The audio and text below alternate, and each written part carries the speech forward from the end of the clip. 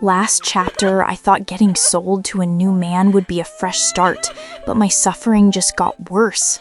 This new house is a prison, and I'm forced to do the unthinkable with dogs, all while a kind boy, Julian, tries to save me. My body and spirit are breaking, but I wonder, can true kindness even exist in this world? If you're following my story, please like and subscribe so I know you're here. Use the comments to tell me where you're watching from so I can see that my story is reaching people, that I'm not just talking to an empty space. This is my only way of knowing that I'm not alone in this. That morning, they came for me like they were collecting a package. Mr. Joe gave me over to a new man, Mr. Klaus. My heart was pounding, but all I could do was cry. I looked back, hoping to see Lena one last time, but she just stood there, a prisoner in that evil place. It felt like I was leaving the only person who truly understood the weight I carried, the heavy kind of sadness that no one else sees. My mind was racing, trying to figure out what new kind of suffering awaited me, a feeling that was worse than the dogs themselves. This wasn't freedom, it was just a new cage. When we reached the house, it was big and shiny, not at all like Uncle Joe's. It felt like a cold palace. That's where I met Mr. Klaus's wife and their son, Julian. The boy looked maybe a year or two older than me. Mr. Klaus just looked at me like I was a thing he'd bought, and then he said the words that made my blood freeze. I bought her as a pet for the dogs. He said it so casually, like he was telling them about a new car. Julian's face went white. The dogs were no longer just a fear, they were a violation. After my master said those terrible words, Julian, the boy, gave me a quick glance. His eyes were wide with a kind of shock, like he couldn't believe what his own father had just said. It was a painful look, full of pity, and then he just turned and walked away from the room, unable to stand the cruelty. I understood. It was the only humane thing to do. The dogs were a living nightmare, a violation that never ended. My heart sunk, but a tiny part of me held on to that look in his eyes. It was a flicker of hope in this new cold cage. They put me in a small room, and every day was the same, a new kind of torture. The dogs were a living nightmare, and the cycle never ended. I would just lie in the room at night with tears falling on my pillow, wishing I could just disappear. My body was sore, my spirit was broken, and the hope I had felt from Julian's look started to fade with each passing day. My new life was just a horrifying, repetitive existence with no end in sight. After all they had done, the only thing I had left was my own will. So when they brought the food, I just left it there, untouched. It was a silent protest, my small way of fighting back. I hoped they would see me as a human, not just an animal to be used. But they didn't care. They just laughed at me, as if my small protest was a joke to them.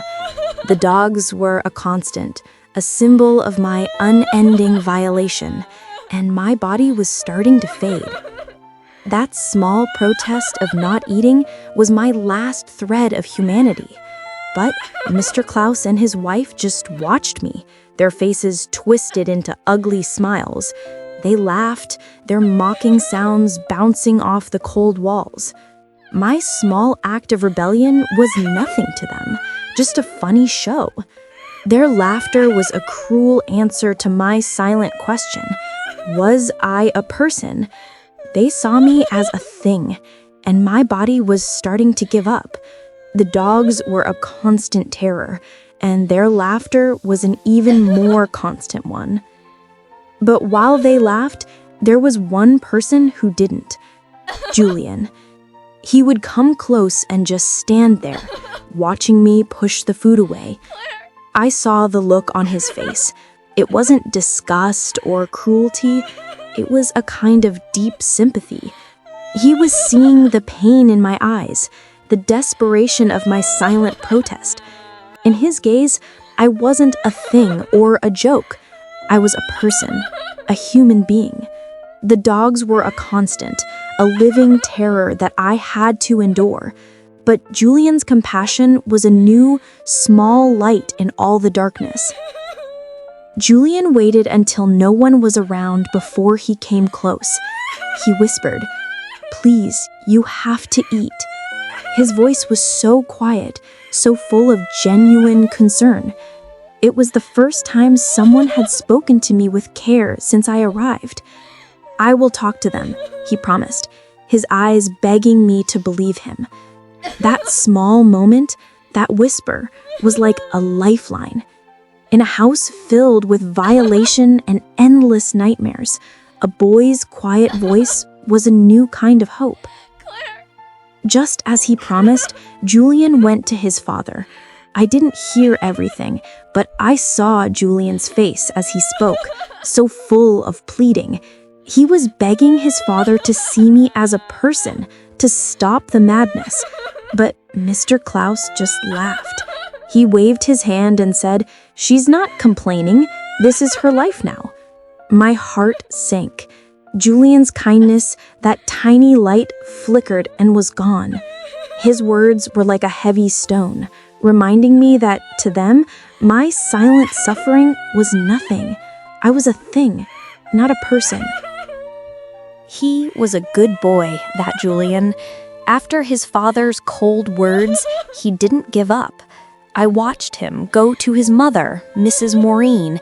He told her everything, with the same pained look he had when he spoke to his father.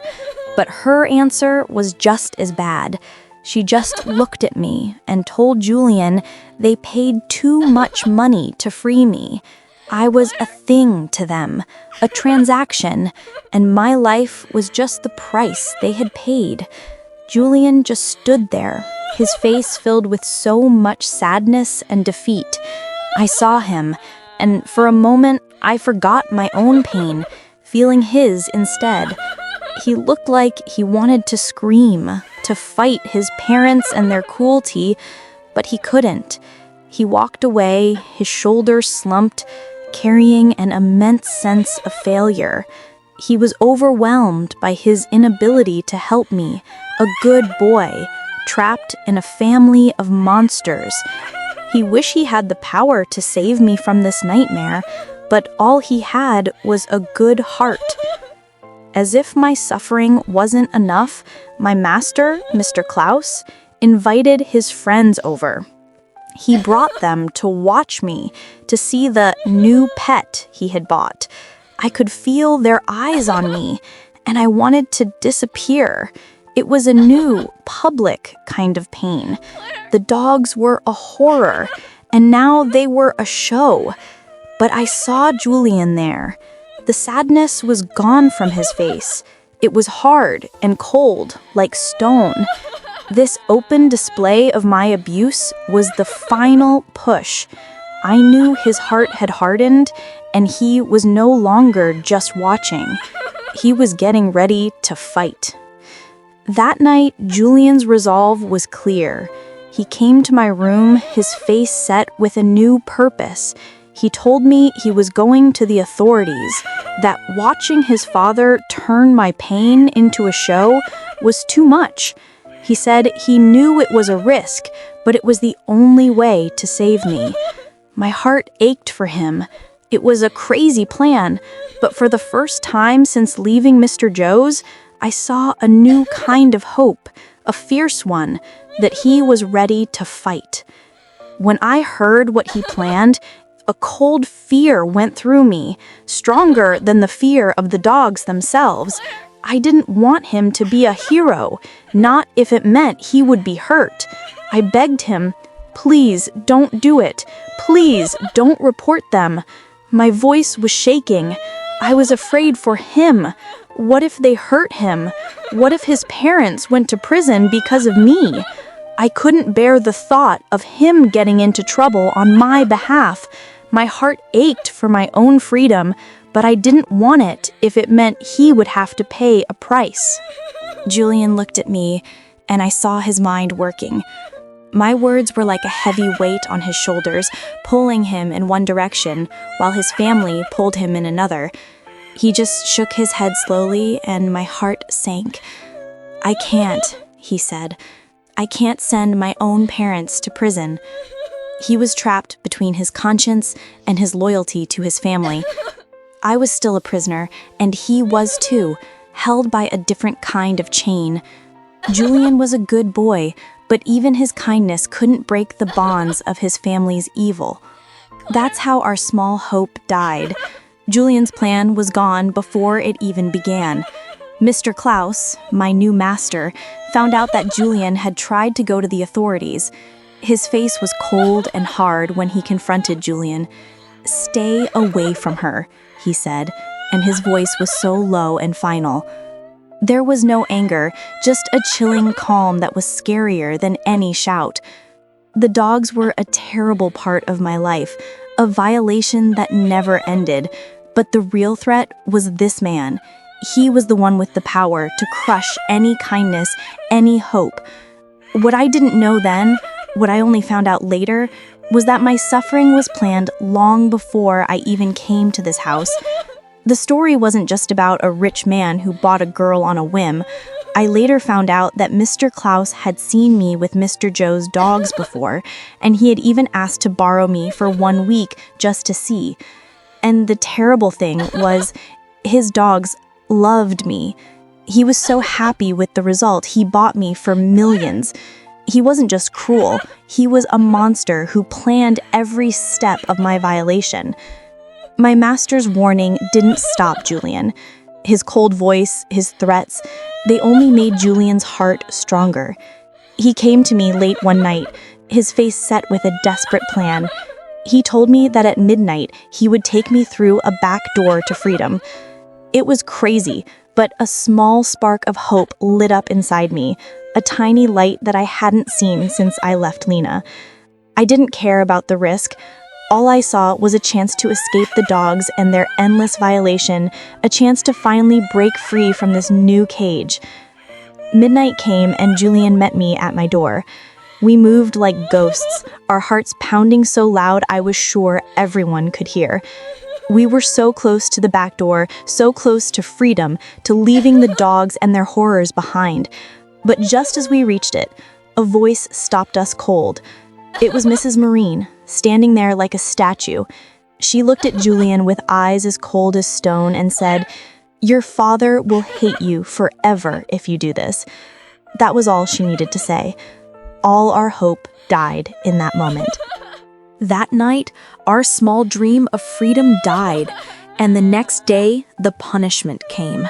Mr. Joe found out about Julian's plan, and he was not happy.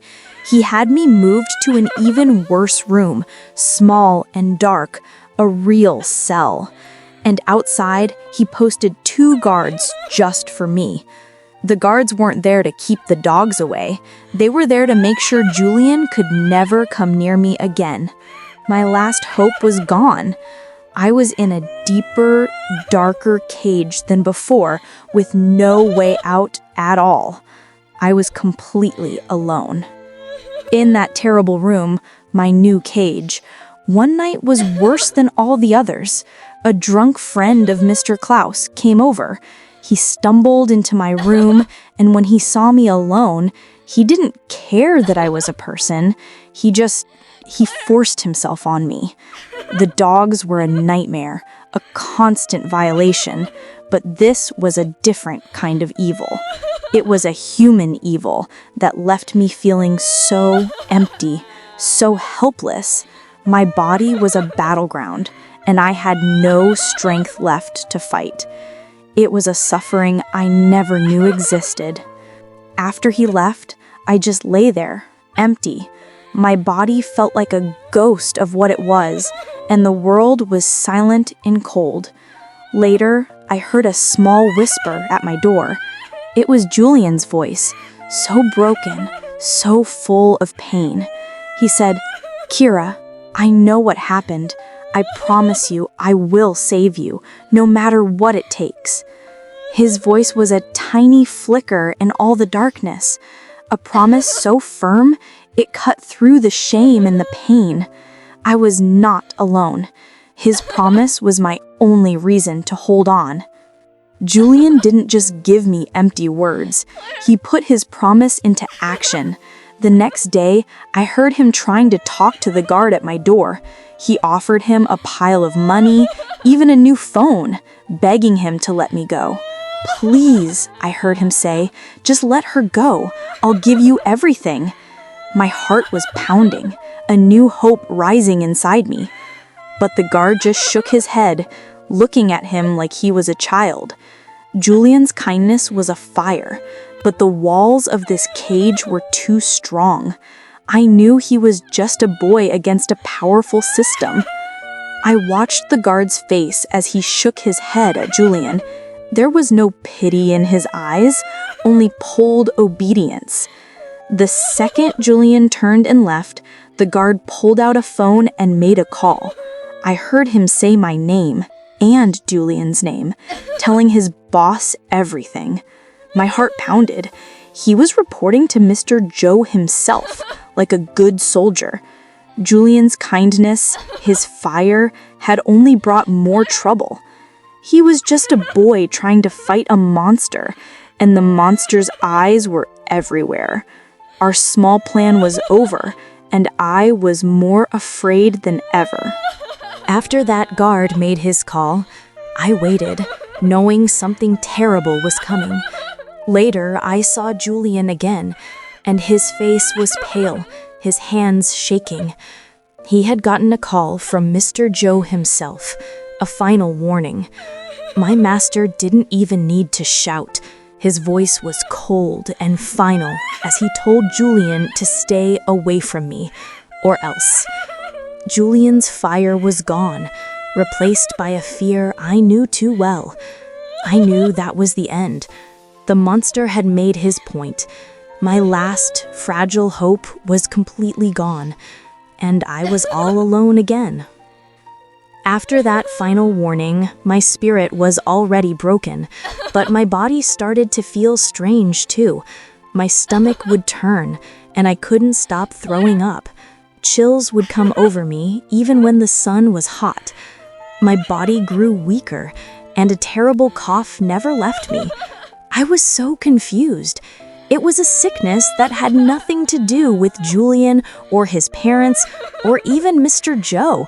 It was just me and this new suffering that had found me, a terrible consequence of everything that had happened to me with the dogs. I was so weak I could barely stand. Julian saw me like this, weak and shaking, and his face was full of pain.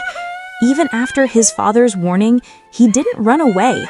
He went out and came back with some drugs, the kind you buy from a small pharmacy. He gave them to me with so much care, telling me they would help. But they did nothing. The sickness from the dogs, that terrible violation, was too deep for simple medicine. His kindness was a lifeline, even if his plan didn't work. It was a new hope that he was still fighting for me, even when he had no power. Julian watched as the drugs did nothing. He saw me getting weaker, my body shaking with chills, and his face filled with panic. In a moment of pure desperation, he went back to his father, breaking every rule, ignoring every warning. I heard him, his voice pleading, begging Mr. Joe to at least get me some medical help. "She might die," he said, the words full of fear. I could feel his heart breaking as he said it. He was a good boy, fighting with all he had. In his desperate plea, I saw a new, fragile hope. Maybe this time they would listen. Julian's heart was breaking as he begged for my life, but Mr. Joe's heart was just cold stone. I didn't hear his words, but I saw his face. He just looked at Julian and laughed a terrible, mocking laugh. I later found out he said, "She's a slave. She is nothing. If she dies, I will just buy another girl." The fragile hope Julian gave me shattered into pieces. To them, my life was worth nothing. I was just a thing to be replaced. I was just a ghost, waiting for the end. After that, I just lay on the cold floor, waiting to die. The sickness from the dogs was eating me from the inside. Days passed and my body grew weaker, but the pain just got worse. It was a deep, burning pain, and one morning it was so bad I couldn't hold it in. I let out a scream, an animal sound, not from fear, but from the agony. The guards heard me and rushed in. They saw me shaking and sweating, and for the first time, they looked surprised.